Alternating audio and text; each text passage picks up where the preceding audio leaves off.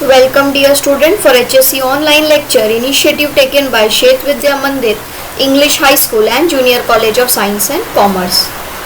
I am Ms. Ragini Singh, Assistant Lecturer of Biology, and today we are starting with our new topic, that is biotechnology. Now before I proceed, I request you all to be seated with the pen, pencil, book and textbook. Now what is biotechnology? See, if you talk about the word biotechnology, biotechnology is a very ancient method. Biotechnology is actually a very ancient method. If you talk about the fermentation procedure, that is from the milk to the curd, that is something where the microorganism is added, that is the traditional biotechnology. But if you say, suppose we have to increase the protein content of the curd, so in that you have to play an important role with the genome of the lacto-acid bacilli, that is the bacteria. So that is the modern biotechnology.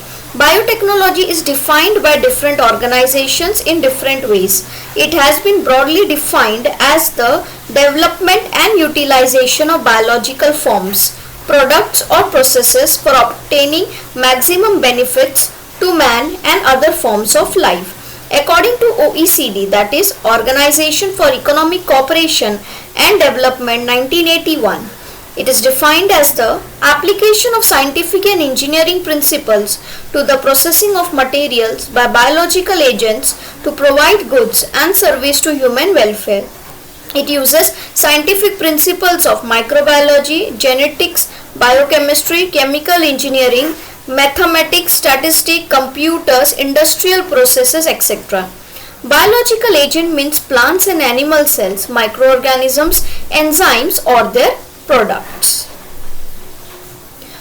Let's start with the biotechnology technique. The very first technique that we are going to study is the recombinant DNA technology. Now what is this recombinant DNA technology? Suppose you have to work with a human gene that is responsible for the growth hormone. This is the human cell. Inside the human cell there is the human nucleus.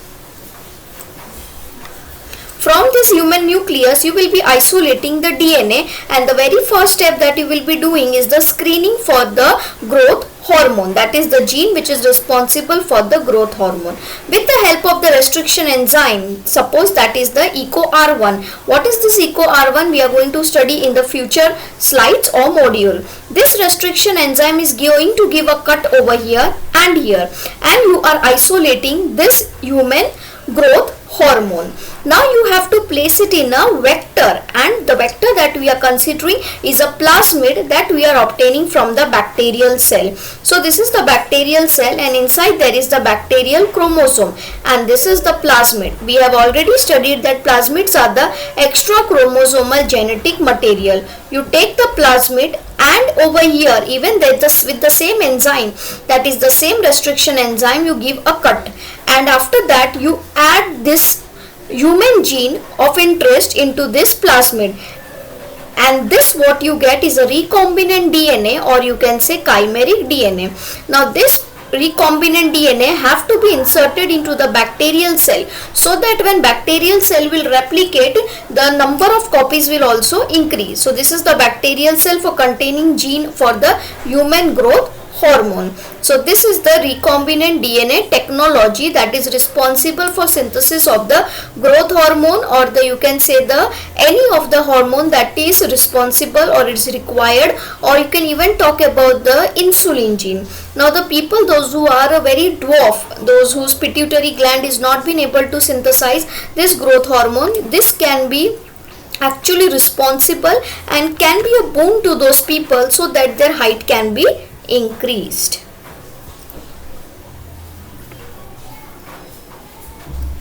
Let's see the next technique, that is the polymerase chain reaction, that is PCR. Now this polymerase, if you talk about this polymerase is an enzyme. Chain reaction means one after the other, one after the other. Now this polymerase chain reaction in 1985 was discovered by Kary Mullis, and he made an important discovery, that is contribution in the form of an extremely powerful technique called PCR, polymerase chain reaction. PCR is similar to as a Xerox copy. Suppose at a crime site there is a murder or there is a rape, or you can say there is a dispute between the maternal and paternal to find out the father of the child. You require the DNA. Now DNA sample, it can be in the form of blood, hair, skin, anything, and you need to generate the copies. So this PCR machine actually helps in generating a billion copies of desired segment of DNA or RNA with high accuracy and specificity in matter of few hours. The process of PCR is completely automated and involves automatic thermal cycles for denaturation and renaturation of double-stranded DNA. Let's understand the step of the PCR machine. The very first step, you require the DNA. Now this DNA, you have to undergo the process of denaturation, and the denaturation temperature is 98 degrees Celsius, where the hydrogen bonds break and the two strands are separated. So here DNA strands are separated. Second is annealing. For the annealing you require the primer. Now what is this primer? Primer are the synthetic oligonucleotides. Suppose this is ATGC. So to start the reaction you require synthetic oligonucleotide, and that is nothing but primer. There are two types of primer. One is forward primer, another is reverse primer. And in addition to that you even have to add Taq polymerase, which is an enzyme. And this Taq polymerase is obtained from a microorganism called as Thermus aquaticus. After the second step, the third step is renaturation at the temperature of, you can say, 50 to 60 degrees Celsius, and you get the two copies of desired gene. So, and if you continue the cycle, that is second cycle, third cycle, fourth cycle, you increase the number of copies. So the formula for increasing the number of copies is 2 raised to n. Suppose I am performing this experiment for 2 raised to 3 times. It means I am going to get the 8 copies of DNA. So similarly, just imagine if I am running this cycle for 2 raised to the power 30. So how many billions and trillions of the DNA sample I would be getting? In this there is one or two minor thing that is kept into consideration, and that is GC content is kept very low. Yes, GC content is actually kept low because it has triple bond and it becomes very difficult to break the triple bond. This is the PCR machine, which is fully automated. Here you have to enter the numbers, here you have to put the vials, the test tube that you are going to perform, and here you can run the cycles. Restriction enzymes. Now let's see about this restriction enzymes. The very first thing that we will study how to do the name, that is the nomenclature. The very first organism is Arthobacter luteus. So you will write down the first alphabet, that is of the genus capital A, luteus, LU, and since it is a type 1, that is the first, so we give the name first. So this is ALU first, ALU first, and the recognition sequence is AGCT. It means wherever it will find G and C, guanine and cytosine, there will be a cleavage, and finally you get the blunt ends. Second is BAM H1. See here, Bacillus amyloliquefaciens H1, B, write down AM H1. Wherever you will, they will find double G, that is between the G they will give a cleavage, so you will get the sticky ends. Last is this one, Escherichia coli RY13. So E co R first, eco R1. If you look over here, G and A, between G and A it is going to give a cut, and the cut that we are getting is a sticky cut, so we get the sticky ends. Final, that is Haemophilus influenzae RD. So you will write HIN. Now in this question will arise why they are not taking R and why they are taking D. Reason is that if you look at the Escherichia coli, here they have already jotted down the R. So here you write down the small d, hint second, and wherever they find C and G, that is the sequence GTC, GAC, they will give a cut, and the cut that they are giving is the blunt ends. And this is the restriction enzyme, and the restriction enzyme that was used in the recombinant DNA technology is this eco R first. Now what are the vectors? See, vectors are Vectors are similar to you can say their function is same as postman to deliver the letters, but they themselves never read. A good vector must show the ability of independent replication so that as vector replicates through ORI region. This ORI region gene is very important, also called as origin of replication. A large number of copies of DNA insert will be formed. Moreover, vectors should be easily introduced into the host cells. So this is the first vector that we call it as a plasmid. In this you will find this ORI region that is called as origin of replication, and this is resistance gene that is ampicillin. This is acting as a marker to find out whether our gene of interest has inserted into this plasmid or not, and this is the restriction site that is Hind third, SPH first, PST first. Out of this enzyme, I mean to say out of this restriction enzyme, you can use any one to give a cut. The plasmids most commonly used in recombinant DNA technology are those that replicate in E. coli. Investigators have engineered this plasmid to optimize their use as vectors in DNA cloning. The plasmid cloning vector showing a replication of origin, that is ORI region, a drug resistance gene ampicillin, and a region in which the foreign DNA can be inserted, and they are called as polylinker because of the multiple restriction enzymes. Now this is the, you can say, the recombinant DNA technology used in the plants. This is the Agrobacterium tumefaciens bacteria. Now this Agrobacterium tumefaciens bacteria removes the plasmid, and the name of the plasmid is TI plasmid, that is the tumor inducing. If this plasmid enters into the plant cell, it will induce the tumor, and that will be the indication of, that is of the crown gall disease, ki yes, our gene of interest has inserted into the plant. Now what you do, second step, foreign DNA. Suppose you want to make this plant very heat resistant and insect resistant. This foreign DNA has to be inserted at a region where tDNA was present. So remove this tDNA, that is transfer DNA, and place this foreign gene of interest over here. And the plasmid is reinserted into this bacteria, and the bacteria is finally inserted into this plant cells. So plant cells are grown in culture. Finally, a plant is generated from a cell clone. All of its cells carry foreign gene and may express it as a new trait. So this is the steps involved in the recombinant plant technology.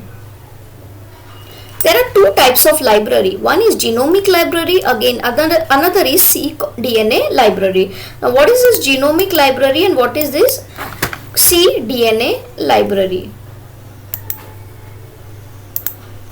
In genomic library, what happens? The entire DNA, that is the complete set of DNA, that is the complete set of genes, is inserted into this library, and it is called genomic library. Now what happens in cDNA library? Complementary DNA library, DNA gets converted into RNA, and RNA finally gets converted into proteins. But in this cDNA library, this RNA is again reverse transcribed to form DNA. So now what we are getting is the cDNA library. So over here, all the information is stored at one particular point, but here the information is specific. Suppose you are talking about the gene for eye color, hair color, skin color, so that is basically specific, and that's why we call it as complementary DNA. Applications of biotechnology, the very first, plant biotechnology, industrial biotechnology, genomics, microbial biotechnology, environmental biotechnology, and animal biotechnology. Biotechnology has got a wide applications and areas where it has to be inserted, and it is actually going to prove the boon for the human mankind. Now these are the certain recombinant proteins produced by the biotechnology for certain disease, disorder or health. See, there is difference between disorder and there is difference between disease. Disorder is something which cannot be treated by medicines, where disease can be treated. If you talk about anemia, the recombinant protein is erythropoietin. Asthma, interleukin 1 receptor. arteriosclerosis, where the hardening takes place of the blood vessels. The recombinant protein that is given is the platelet derived growth factor. Parturition, that is during childbirth, the recombinant protein is relaxin. The blood clots, the recombinant protein that you can use to treat it is the TPA, tissue plasminogen activator, and urokinase. Cancer, interferons, tumor necrosis factor, interleukins, macrophage activating factor. For diabetes, very common, that is insulin.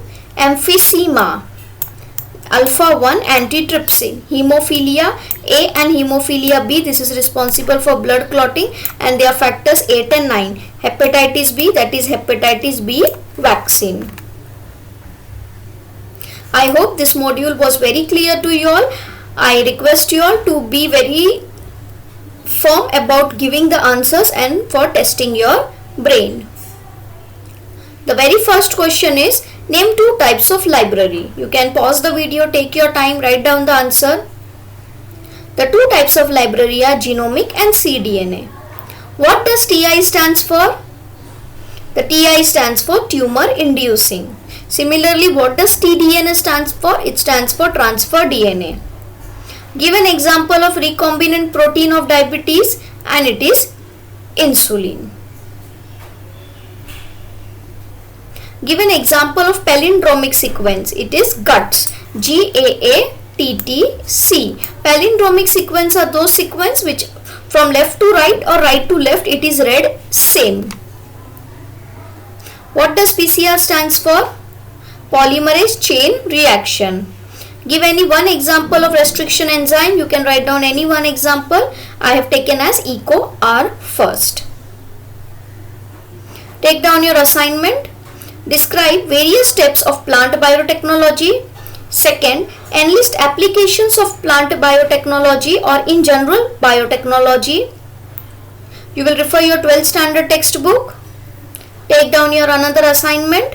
Describe briefly various steps of PCR technology, and this is very important. Please mark it as important. Enlist examples of restriction enzymes. Thank you for attending this module. We'll again come back with the next module of this same chapter. Thank you.